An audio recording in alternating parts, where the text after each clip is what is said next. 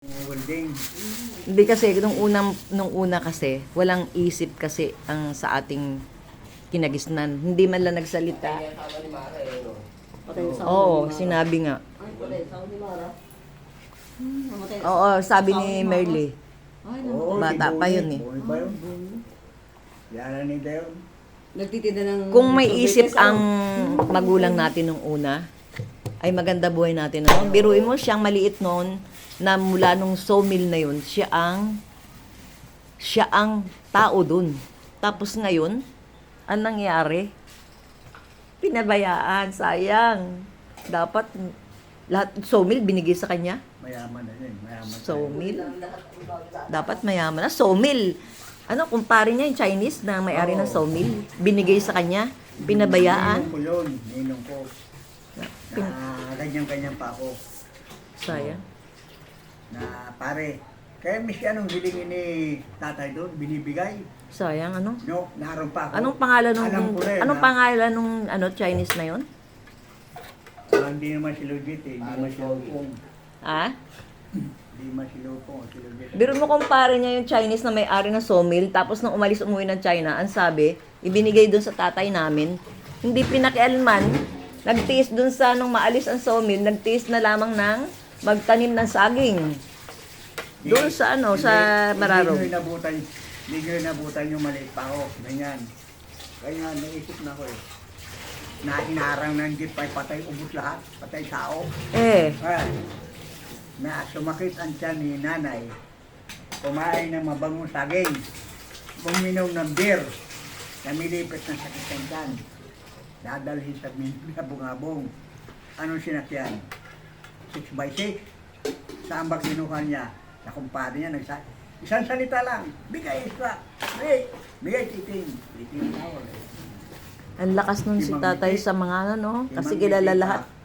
Huwag kang pangarapin sa kabilang buhay na. Hindi. Pagdating ng Bilya Pag-asa, hinarang kami. Patay lahat yung saskay ng jeep. Oh. Kasi si Magpantay, malaki ang utang kay tatay.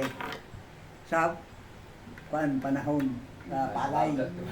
Tagal ng panahon yun, no? May ilang taon na nakaraan? Binablog ko kayo. Etong mga nangyayaring ito, bablog natin. Ilalagay natin to sa Facebook para malaman ng tao na meron talagang mabuting kalooban.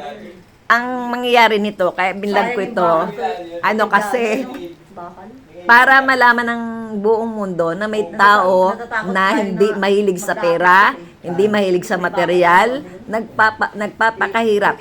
Biruin mo, binigay ng mayaman ang sawmill sa ating magulang. Pero hindi niya pinag-interesan. Nagtiis siya magtanim ng saging, kamote, kahoy, nagsibak ng kahoy. Ayun. Patay ata dito.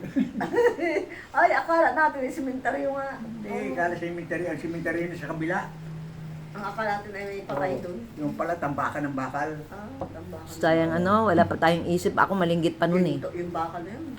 Ay, sinanay nga. Teka muna, may isip ka na nun. Bakit hindi mo naisip yun? Naibenta yung mga bakal na yun, mga Bakit ko isipin na sinanay na dyan? Ay, bakit ito yung mga kahoy na hindi pa nabubulok? Ay, sumil nung araw yan. Biruin mo, Yun lang sabi. Mga nara ang kahoy noon eh. Nara? Karamihan nara.